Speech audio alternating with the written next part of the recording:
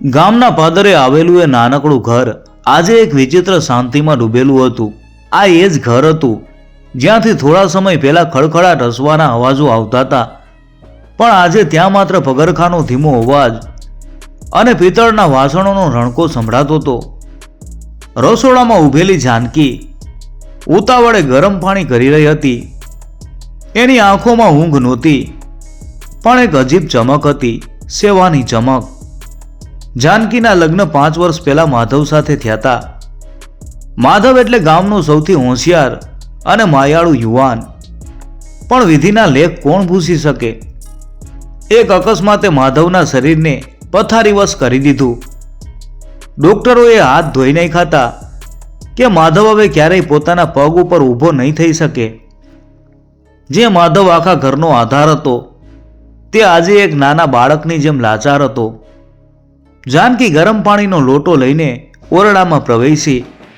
માધવ પલંગ ઉપર સૂતો હતો. એની આંખો છતને તાકી રહી હતી. એની આંખમાં લાચારી અને પસ્તાવો હતો. માધવે ધીમેથી કહ્યું કે જાનકી, તું ક્યાં સુધી આ રીતે મારી પાછળ તારું જીવન હોમી દઈશ? હું તો હવે માત્ર એક જિંદા લાશ છું. તું હજુ નાની છે, તારું આખું આખું બાકી છે. જાનકીએ માધવના ઓઠ ઉપર આંગળી મૂકી દીધી. તેણે હસતા મુખે કહ્યું, તમે શું બોલો છો? મંદિરમાં જે પથ્થરની મૂર્તિ હોય છે એ ક્યાં બોલે છે? છતાં આપણે એને દેવ માનીને પૂજીએ છીએ ને. મારા માટે તો તમે જીવતા જાગતા દેવ છો. આ શરીરની સેવા કરવી એ મારા માટે બોજ નથી, પણ મારું સદભાગ્ય છે. તમે ચિંતા ન કરો. જ્યાં સુધી આ જાનકીના શ્વાસ ચાલે છે ત્યાં સુધી તમને કોઈ વાતનું દુઃખ નહીં થવા દઉં. જાનકીની વાત સાંભળી માધવની આંખમાંથી આંસુનું એક ટીપું સરી પડ્યું. જાનકીએ પ્રેમથી તેના આંસુ લૂછ્યા અને તેને જમાડવાની તૈયારી કરવા લાગી. બહાર ગામના લોકો વાતો કરતા હતા કે જાનકી પાગલ છે. આટલી સુંદર અને ભણેલી છોકરી એક રોગી પતિ પાછળ પોતાની જુવાની વેડફી રહી છે. પણ જાનકીને કોઈની પરવા નહોતી. એના માટે તો એનો પતિ જ એનો પરમેશ્વર હતો. એ રાત્રે વરસાદ મુશળધાર વરસી રહ્યો હતો. અચાનક માધવની તબિયત બગડી.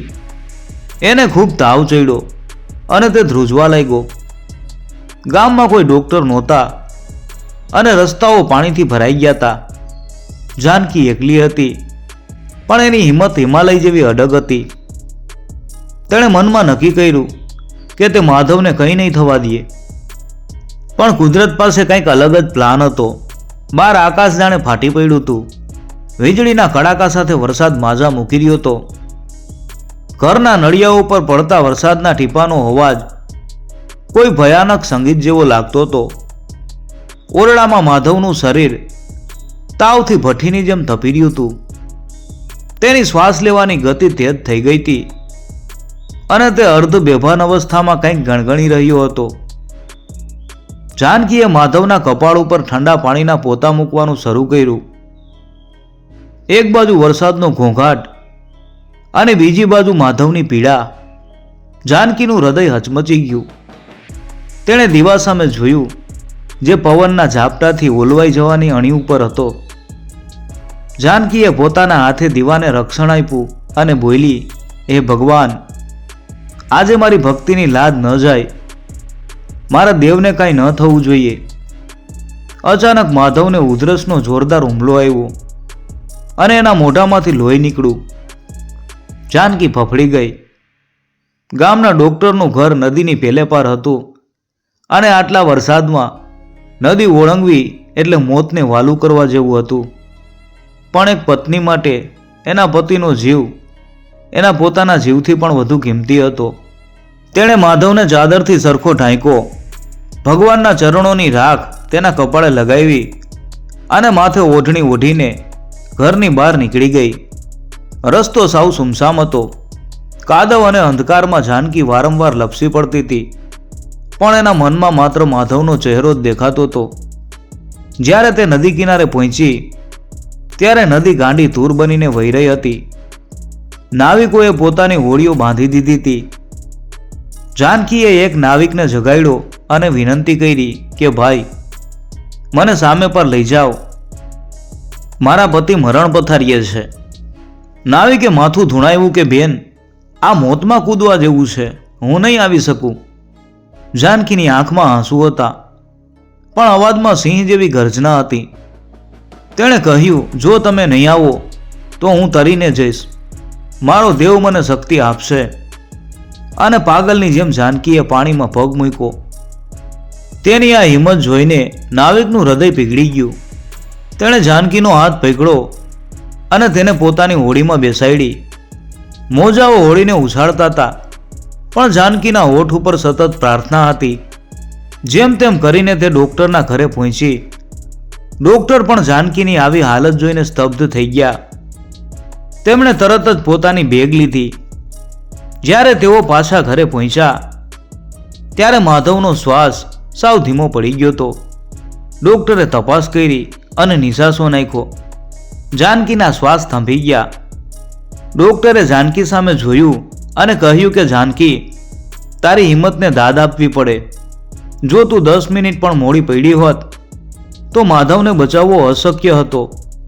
માધવને ઇન્જેક્શન આપ્યા પછી તેનો તાવ ધીમે ધીમે ઉતરવા લાગ્યો. સવારનું પહેલું કિરણ જ્યારે બારીમાંથી ઓરડામાં આવ્યું ત્યારે માધવે આંખો ખોલી. તેણે જોયું કે જાનકી પલંગની બાજુમાં જ બેઠી હતી. એના કપડાં કાદવવાળા હતા અને તે થાકને લીધે ત્યાં જ ઝોકે ચડી ગઈ હતી. માધવને સમજાયું કે આ સ્ત્રી માત્ર તેની પત્ની નથી, પણ સાક્ષાત દેવી છે. પણ હજુ મુશ્કેલીઓ પૂરી થઈ નહોતી. માધવના જીવ ઉપરનું જોખમ તો ટળી ગયું, પણ હવે જાનકી માટે એક નવી લડાઈ શરૂ થઈ હતી. ગામમાં વાતો ફેલાઈ ગઈ કે માધવ હવે ક્યારેય સાજો નહીં થાય. લોકો જાનકીના ઘરે આવતા, પણ સહાનુભૂતિ આપવાના બદલે શિખામણો વધારે આપતા. એક બપોરે ગામના કેટલાક વડીલો અને જાનકીના દૂરના માસી ઘરે આવ્યા. માસીએ જાનકીને ખૂણામાં લઈ જઈ અને ધીમેથી કહ્યું કે બેટા જાનકી, ક્યાં સુધી આ ખાટલાની ચાકરી કરીશ? તારા પિતાને કહીએ કે તને પાછી ઘરે લઈ જાય. તારી આખી જિંદગી પડી છે. આ રોગી પાછળ તું તારું નૂર ગુમાવી રહી છે. લોકો તો કહે છે કે માધવના કોઈ ખરાબ કર્મો હશે એટલે જ એની આ દશા થઈ છે. જાનકીની આંખોમાં અંગારા જેવી ચમક આવી ગઈ. તેણે શાંત અવાજે કહ્યું કે માસી, જો આજે હું બીમાર હોત તો શું માધવ મને છોડી દેત? ના. તો પછી હું કેમ છોડું?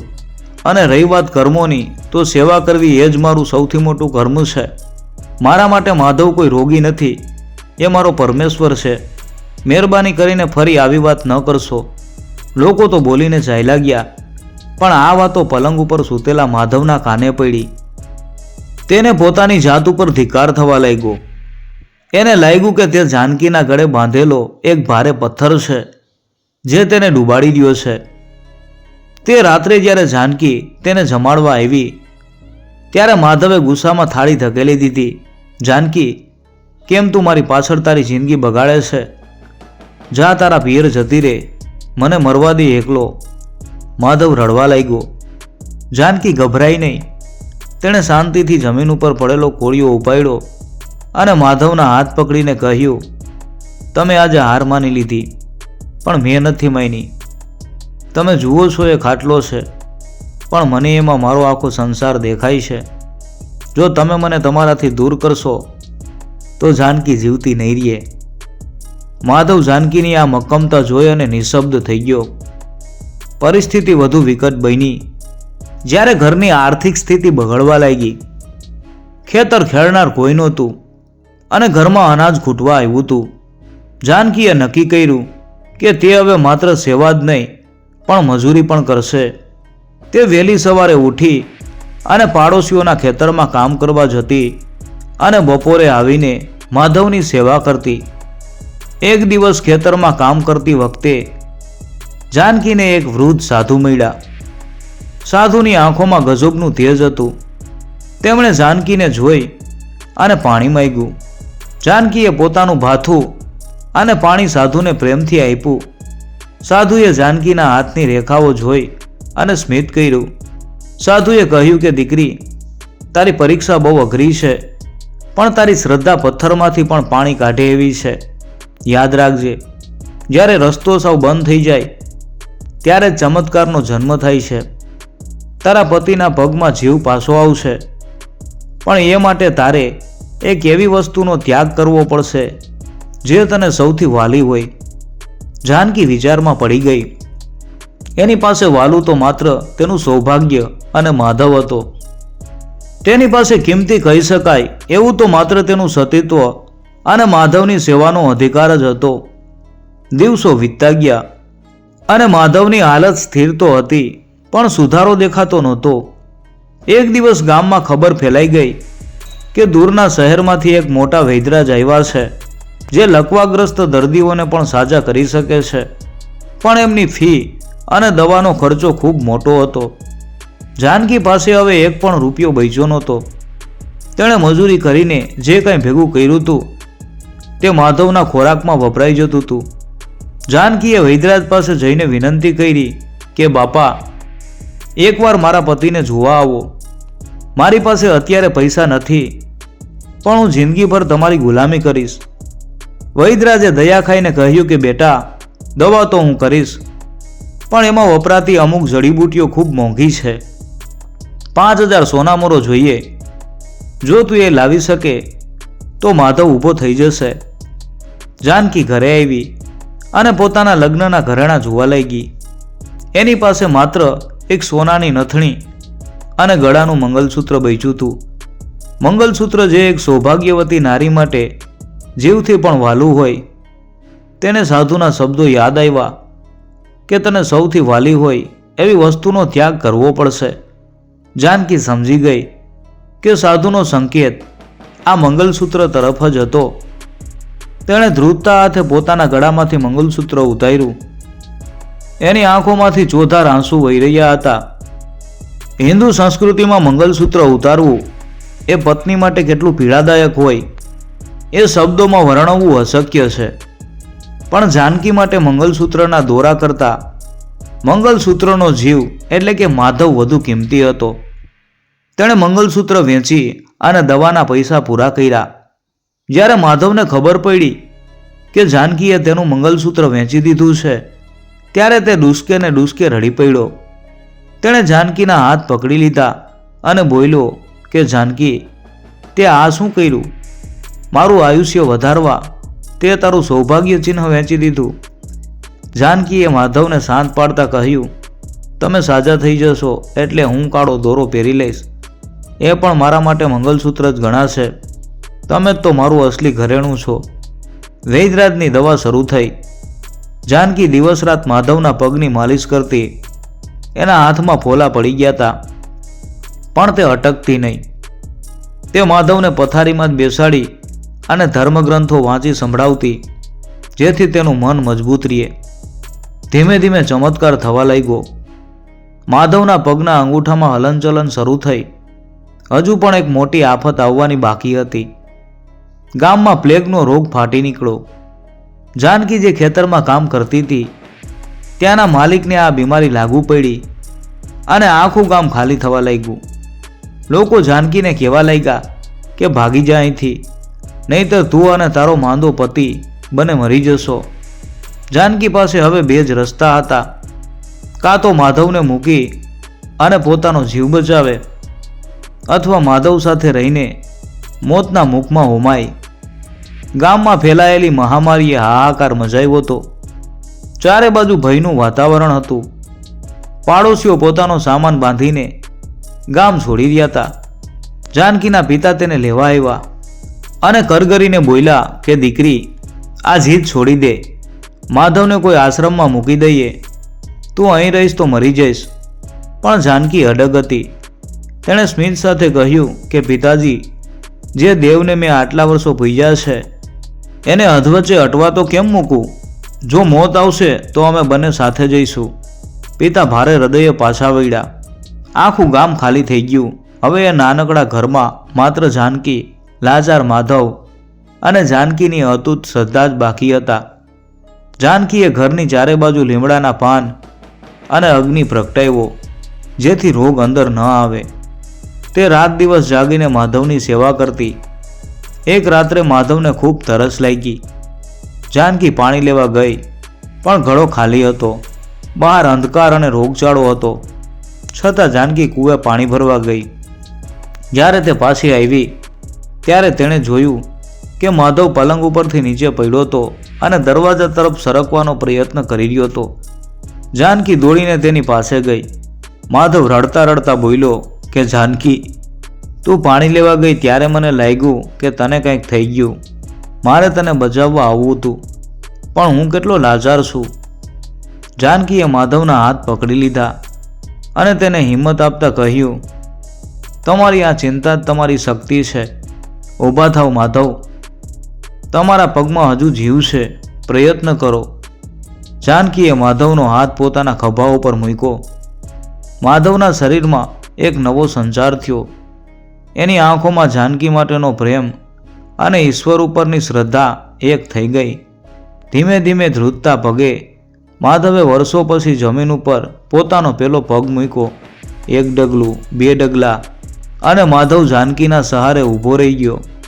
જાનકીની આંખોમાંથી ખુશીના આંસુ વહી રહ્યા હતા. આ કોઈ દવાથી થયેલો ચમત્કાર નહોતો. આ તો એક નારીના તપ અને સેવાનું પરિણામ હતું. માધવ હવે ધીમે ધીમે ચાલતા શીખી રહ્યો હતો. મહિનાઓ વીતી ગયા. મહામારી શાંત થઈ અને ગામના લોકો પાછા ફર્યા. જ્યારે લોકોએ માધવને પોતાના પગ ઉપર ચાલતો જોયો ત્યારે કોઈને પોતાની આંખો ઉપર વિશ્વાસ ન આવ્યો. જે લોકો જાનકીને મેણા મારતા હતા તેઓ આજે જાનકીના ચરણોમાં નમી પડ્યા. એક સવારે માધવ જાનકીને લઈને સોનીની દુકાને ગયો. તેણે પોતાની મહેનતની કમાણીમાંથી એક સુંદર સોનાનું મંગલસૂત્ર બનાવ્યું હતું. માધવે જાનકીના ગળામાં એ મંગલસૂત્ર પહેરાવતા કહ્યું કે જાનકી, આ માત્ર ઘરેણું નથી, પણ તારી ભક્તિનું પ્રતીક છે. તે મને નવું જીવન આપ્યું છે. જાનકીના મનમાં એ સાધુના શબ્દો યાદ આવ્યા. એણે પોતાની સૌથી વાલી વસ્તુ મંગલસૂત્રનો ત્યાગ કર્યો હતો. એટલે જ આજે એનો પતિ સાજો થઈને તેની સામે ઊભો હતો. ગામના મંદિરમાં જ્યારે આરતી થઈ ત્યારે લોકોએ જોયું કે મૂર્તિ સામે માધવ અને જાનકી એકબીજાનો હાથ પકડીને ઊભા હતા. આજે ગામ આખું સ્વીકારતું હતું કે રોગી પતિમાં દેવ જોનારી જાનકી પોતે એક દેવીથી ઓછી નહોતી. આ વાર્તા આપણને શીખવે છે કે સાચી સેવા અને અતૂટ શ્રદ્ધામાં એટલી શક્તિ હોય છે કે તે પથ્થરને પણ પીગળાવી શકે છે અને અશક્યને પણ શક્ય બનાવી શકે છે. પત્ની માટે પતિનો પ્રેમ અને તેની સેવા એ સૌથી મોટો ધર્મ છે.